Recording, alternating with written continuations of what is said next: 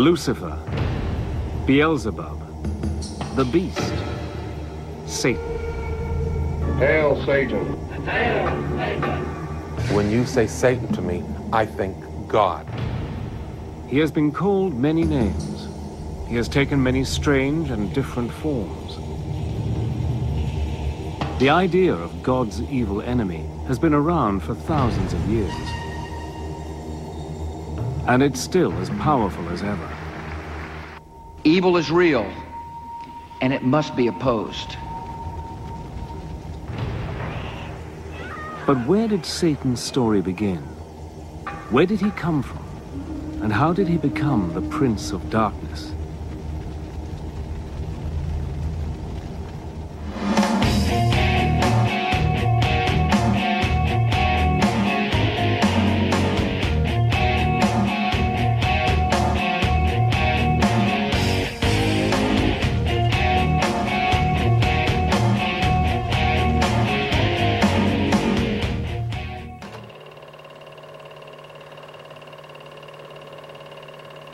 More than 3,000 years ago, in the deserts and pasture lands of the Middle East, unknown hands wrote the earliest chapters of the Hebrew Bible. If the devil had a birthplace, surely it was here, somewhere in the book known to Christians as the Old Testament. In the oldest books of the Bible, a character called Satan does appear, but he's nothing like the Satan we imagine.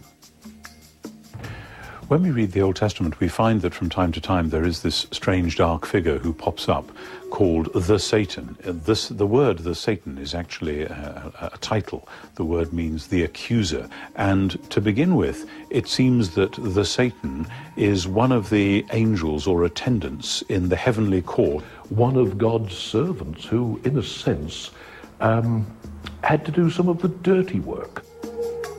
This Satan has no power of his own. He does only what God tells him. Nor is he a horrible creature with horns and a tail.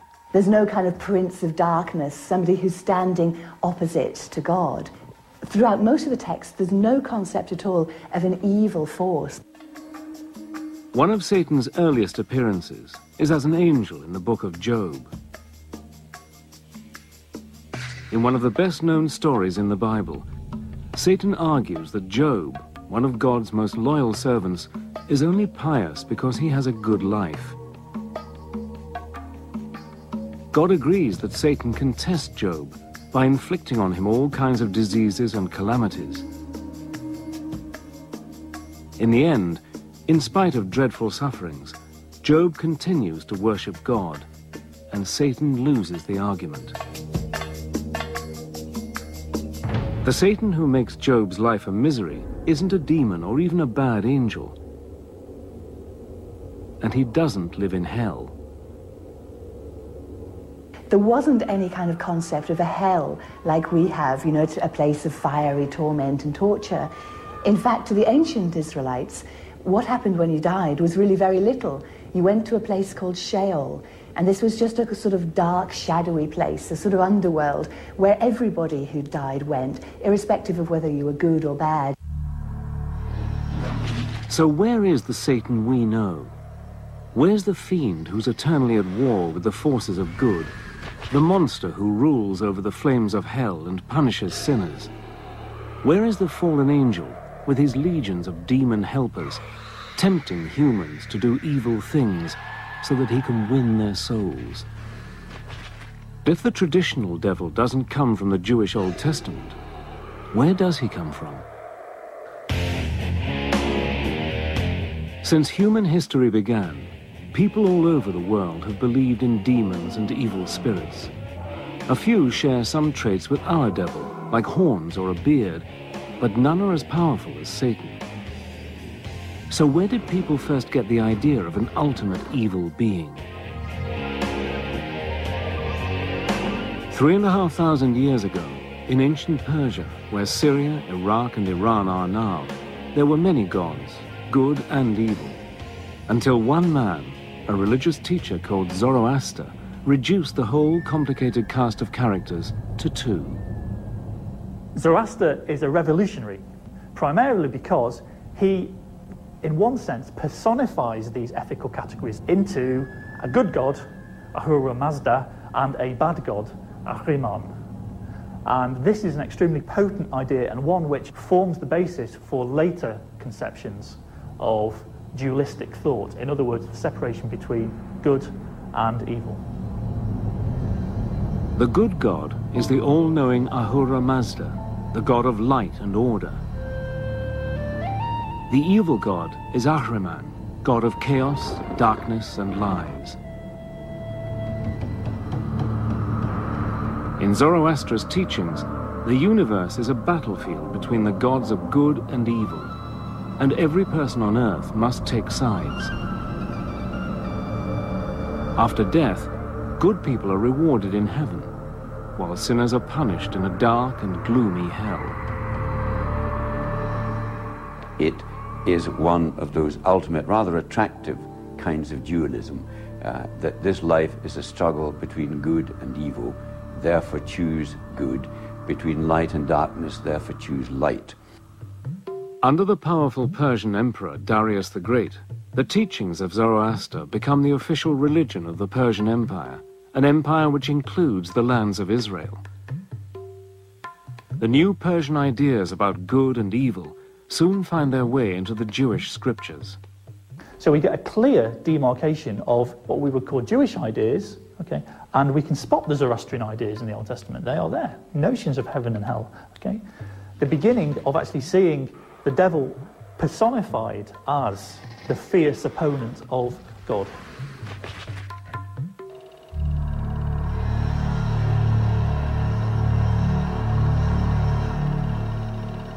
As the Persian Empire in turn is defeated by Alexander the Great, Greek culture comes to ancient Israel. The Greeks introduce a huge cast of gods and goddesses, including one who will shape our image of Satan for centuries. Hades has a black face or black beard. He sits on a throne, often made of ebony, and he wields a two-pronged fork, not for prodding sinners, but for blasting things to bits. To the classical Greeks, the underworld was ruled by Hades, who was the god of the dead. He was one of the Olympian gods, but he seems to have spent most of his time in this dark, shadowy underworld, which is also called Hades. Now, he wasn't a very nice character. He seems to have been very morbid and morose, and nobody really liked him. None of the gods liked him, and certainly no humans liked him. Hades wasn't very likable, but he wasn't evil either. In fact, the ancient Greeks see Hades as a god of justice. They believe that when people die, they go to Hades, and he decides whether they go to a place of happiness or a place of misery. As ruler of the world underground, Hades is also the god of wealth and abundance.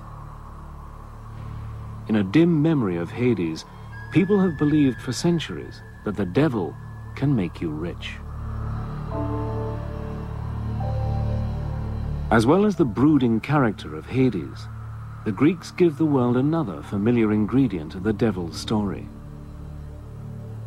In a famous myth, Zeus, the greatest of the gods, defeats the winged serpent Typhon and throws him down to Tartarus, the lowest region of the underworld.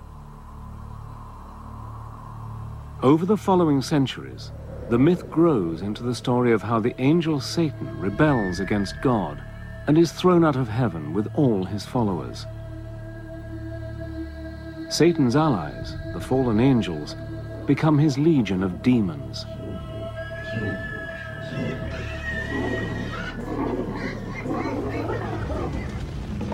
When we think of hell, we think of fire, lava, and sinners being horribly tortured.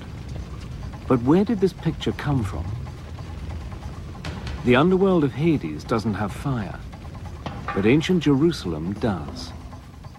When we read the Gospels, we come upon Jesus warning people that there is this dangerous fate that might await them, and it's called Gehenna, which was the old smouldering rubbish heap in ancient Jerusalem. And because of the stink of the place and because there was so much in the way of rubbish, periodically it was set fire to, and the fires there would burn for several days, if not weeks. Gehenna was the place where the Jerusalem authorities burned the bodies of executed criminals. Over time, the place came to stand for something supernatural, a spiritual fate that would await the wicked at the end of time. Gehenna was the inspiration for the terrors of hell.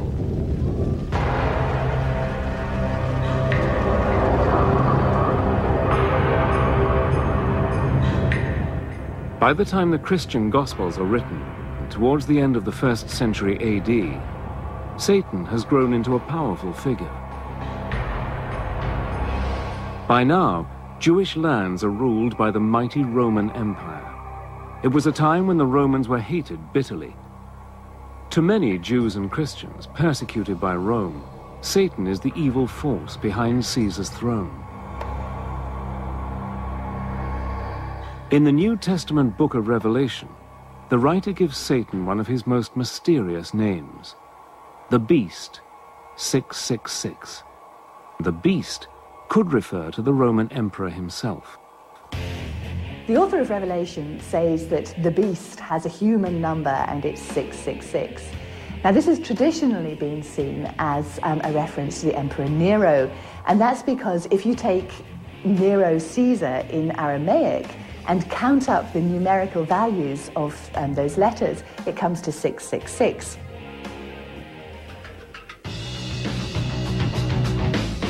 The book of Revelation says that the devil was sent down by God into the abyss, where he will be locked up for 1,000 years. When he gets out, the end of the world will come. An apocalyptic battle will take place as good and evil fight it out to the end. Satan will be let loose and will put up a final attempt to rule the world. This is kind of the dragon of chaos back again. This is evil opposed to God. So it's drawing on very, very ancient cosmological speculation, not so much from Judaism itself, but from the surrounding areas, particularly the Persians. So what does the devil look like at the dawn of the Christian era? Often he's got black skin and hair, like Hades, ruler of the underworld. His wings echo the story that he was once an angel, although they look more like the wings of a dragon. For thousands of years, the dragon was the symbol of an evil force. And it's from the dragon that Satan inherits his taloned feet.